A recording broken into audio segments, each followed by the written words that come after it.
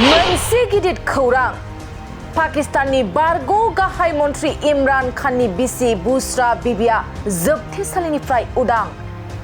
आयेन बेरेखायै अनथोब फाननायनि दायाव 9 दान जोबथेसालियाव थानायनिफ्राय बुशरा बिबिया दिनै उदां अख्राङाव। इस्लामाबाद गोजौ बिजिरसालिनि बिजिरगिरि माइनगुल हासेन औरंगजेबनि थिरांथानि उनाव जोबथेसालिनिफ्राय बुशरा बिबिया उदां जायो। इस्लामाबाद गोजौ बिजिरसालिया 10 लाख जुरिमानानि बदलै तसा खाना केसनिफ्राय पाकिस्ताननि बारग' गाहाय मन्त्रि इमरान खाननि बिसि बुशरा बिबिखौ जोबथेसालिनिफ्राय उदां खालामदों। नंगौ, पाकिस्ताननि बारग' गाहाय मन्त्रि इमरान खाननि बिसि बुशरा बिबिया दिनै जोबथेसालिनिफ्राय उदां जाबाय। मिथिनो मोननाय बादिब्ला पाकिस्ताननि बारग' गाहाय मन्त्रि इमरान खाननि बिसि बुशरा बिबिया तसा खाना 2.0 केसआव आदियाला जोबथेसालियाव जोबजादोंमोन। मख'नो गोनांदि पाकिस्ताननि बारग' गाहाय मन्त्रि इमरान खान आरो बिसि बुशरा बिबिखौ सरकारनि नेमफोरखौ सिफायनानै रायजोनि अनथोबफोरखौ लाखिनाय आरो फाननायनि दायाव थांनाय 2024 मायथाइनि 3 जानुवारियाव खाजादोंमोन आरो 14 बोसोर जोबथेसालिनि साजा होनो फोसावनायनि उनाव दिनै 9 दाननि उनावनो पाकिस्ताननि बारग' गाहाय मन्त्रि इमरान खाननि बिसि बुशरा बिबिया जोबथेसालिनिफ्राय उदां जानो हायो। मोनसे गिदिर खौरां पाकिस्ताननि बारग' गाहाय मन्त्रि इमरान खाननि बिसि बुशरा बिबिया जोबथेसालिनिफ्राय उदां। आयेन बेरेखायै अनथोब फाननायनि दायाव 9 दान जोबथेसालियाव थानायनिफ्राय बुशरा बिबिया दिनै उदां अख्राङाव। इस्लामाबाद गोजौ बिजिरसालिनि बिजिरगिरि माइनगुल हासेन औरंगजेबनि थिरांथानि उनाव जोबथेसालिनिफ्राय बुशरा बिबिया उदां जायो।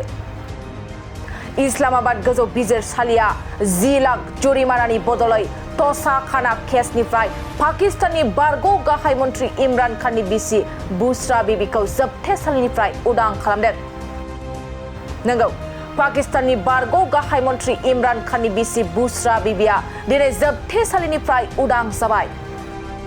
मिथिनो मोननाय बादिब्ला पाकिस्ताननि बारग' गाहाय मन्त्रि इमरान खाननि बिसि बुशरा बिबिया तसा खाना 2.0 केसआव आदियाला जोबथेसालियाव जोबजादोंमोन।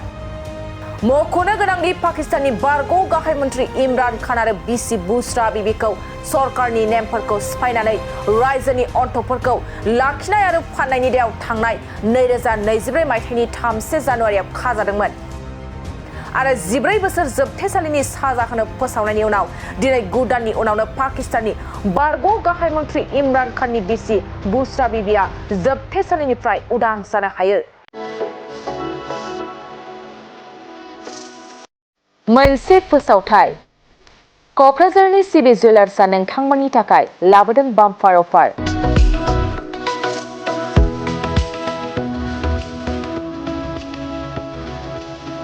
सना रुफा बायग्राफोरनि थाखाय धमाका अफार।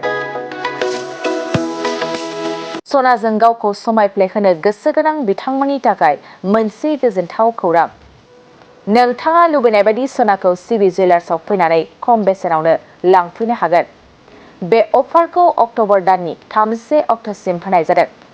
नोंथाङा बे सिबि जुवेलार्सआव गोबां रोखोमनि सना आरो डायमन्डफोर मोननो हागोन, जेरै diamond jewellery, Rajkot jewellery, Bombay कास्टिं जुवेलारि, कलकाता जुवेलारि, मेसिन मेड जुवेलारि आरो ट्रेडिशनेल जुवेलारि नोंथाङा बे सिबि जुवेलार्सआव मोननो हागोन।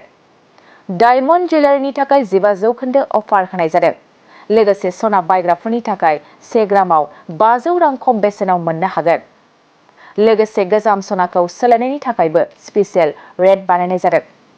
नोंथांमोना क'क्राझार सिबि जुवेलार्सनिफ्राय आबुङै मिथिनोब्ला 9954273079 जानबुं नाम्बाराव कल खालामनो हागोन।